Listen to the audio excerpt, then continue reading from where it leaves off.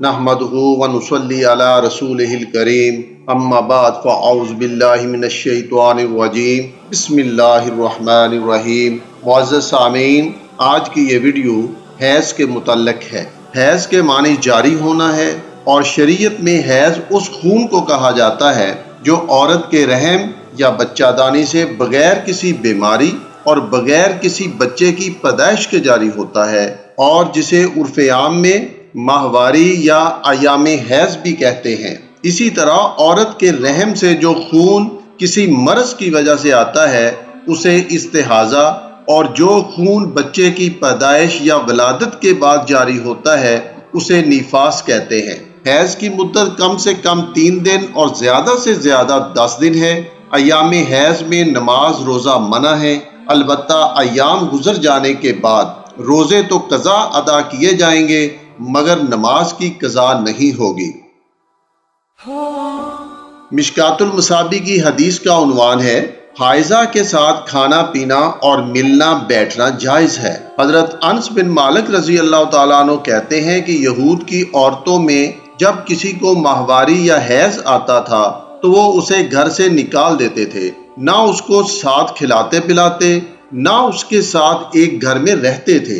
اس کے متعلق رسول اللہ صلی اللہ علیہ وآلہ وسلم سے پوچھا گیا تو اس وقت اللہ تعالیٰ نے یہ آیت نازل فرمائی، لوگ آپ سے حیض کے بارے میں سوال کرتے ہیں تو کہہ دیجئے کہ وہ گندگی ہے، لہٰذا حالت حیض میں تم عورتوں سے الگ رہو۔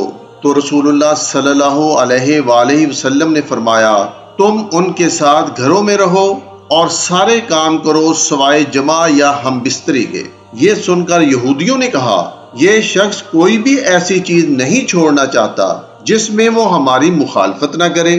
چنانچہ اسید بن حضیر اور عباد بن بشر رضی اللہ تعالی عنہما نبی کریم صلی اللہ علیہ وآلہ وسلم کے پاس آئے اور آپ سے عرض کیا، یا رسول اللہ، یہودی ایسا ایسا کہہ رہے ہیں، یعنی انہوں نے یہودیوں کی باتوں کو ویسے ہی نقل کیا اور پھر یہ کہا کہ اگر اجازت ہو تو یہودیوں کی طرح ہم بھی اپنی عورتوں کے پاس ایام حیض میں رہنا سہنا چھوڑ دیں۔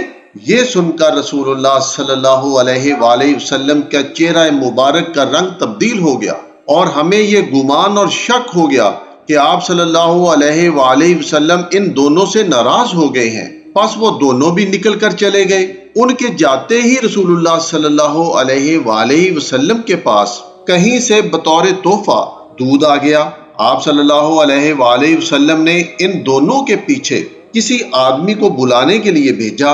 جب وہ دونوں آ گئے تو آپ صلی اللہ علیہ وآلہ وسلم نے انہیں وہ دودھ پلا دیا تاکہ انہیں رسول اللہ صلی اللہ علیہ وآلہ وسلم کے لطف و کرم کا احساس ہو جائے۔ بس دودھ پینے کے بعد انہوں نے یہ جانا کہ رسول اللہ صلی اللہ علیہ وآلہ وسلم ہم سے ناراض نہیں ہیں۔ حضرت عائشہ صدیقہ رضی اللہ تعالی عنہا فرماتی ہیں کہ میں اور رسول اللہ صلی اللہ علیہ وآلہ وسلم دونوں جنابت کی حالت میں ایک ہی برتن سے نہا لیا کرتے تھے، اور بعض اوقات میں ایام سے ہوتی تو آپ صلی اللہ علیہ وآلہ وسلم مجھے تہبند باندھنے کے لیے ارشاد فرماتے۔ جب میں تہبند یعنی لنگی یا چادر وغیرہ باندھ لیتی تو آپ صلی اللہ علیہ وآلہ وسلم مجھ سے ناف کے اوپر اپنے بدن کو لگا کر لیٹ جایا کرتے تھے، اور بعض مرتبہ آپ اعتکاف میں ہوتے اور اپنا سر مبارک مسجد سے باہر نکال دیتے تو میں اپنے ایام کی حالت میں آپ صلی اللہ علیہ وآلہ وسلم کا سر مبارک دھویا کرتی تھی۔ وَمَا عَلَيْنَا إِلَّا الْبَلَاغُ الْمُبِينُ۔ محترم سامعین، اللہ تعالی ہمیں شریعت محمدی پر چلنے کی توفیق عطا فرمائے۔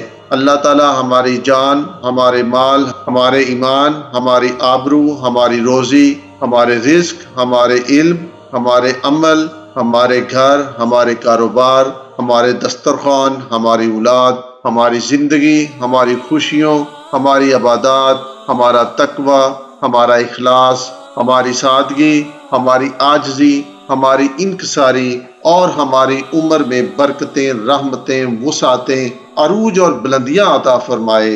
آمین یا ارحم الراحمین۔